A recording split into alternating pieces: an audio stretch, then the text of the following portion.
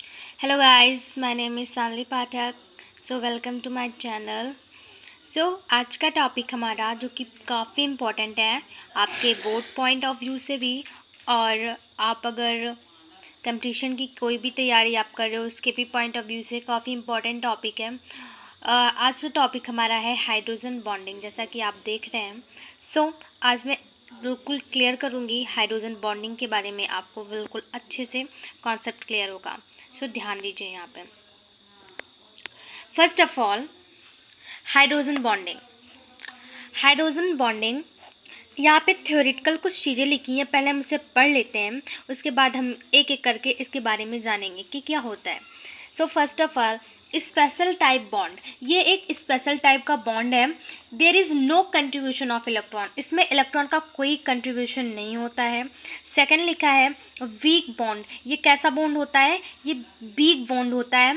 तो हमारा थर्ड लिखा गया है which atom create hydrogen bond, they are almost in stable condition. Okay, जो इसमें इसका मतलब ये है कि जो हाइड्रोजन बॉन्ड क्रिएट करते हैं वो ऑलरेडी स्टेबल कंडीशन में होते हैं। जो भी atom, they completed already our their valency shell, वो अपनी वैलेंसी सेल पहले से ही कंप्लीट किए होते हैं ऐसे atom. Okay, so fourth is one atom is hydrogen compulsory and other atom is more electronegative nature.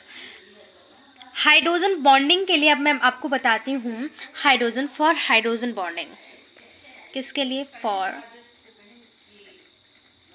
Hydrogen bonding.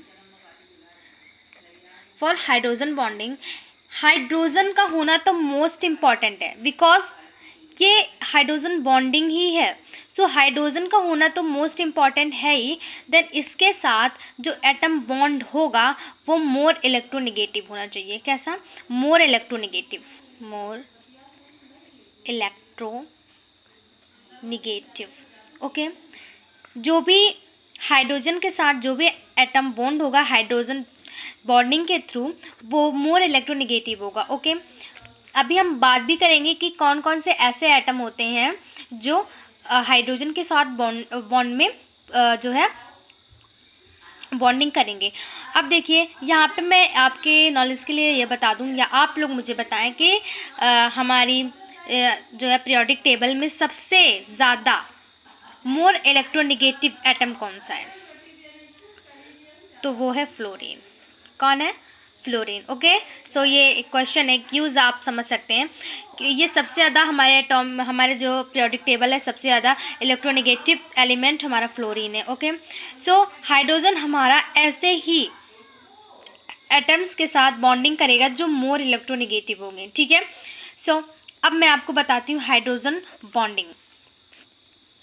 So hydrogen के द्वारा जो बॉन्ड बनाया जाता है उससे ही हम हाइड्रोजन बॉन्डिंग कहते हैं। और हाइड्रोजन किसी के भी साथ बॉन्ड नहीं बना लेता है, हाइड्रोजन बॉन्डिंग वो किसी के भी साथ नहीं करेगा।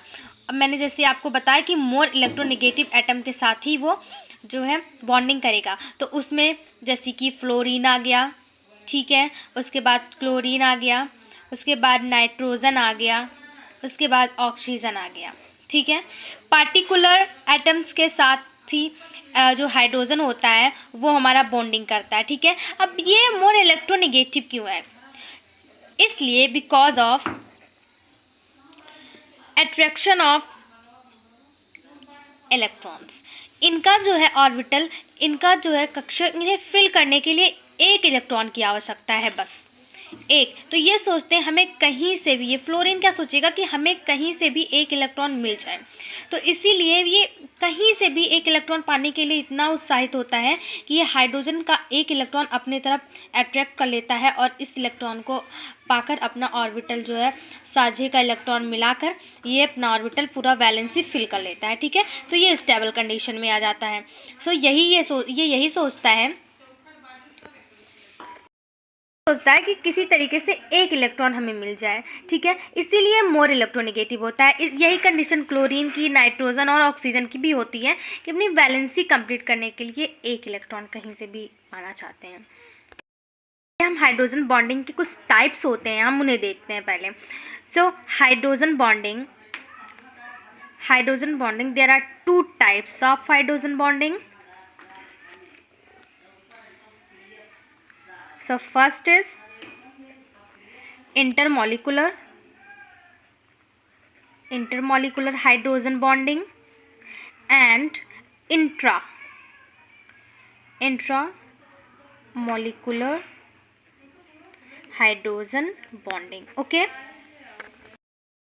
so first is intermolecular hydrogen bonding and second is intramolecular hydrogen bonding.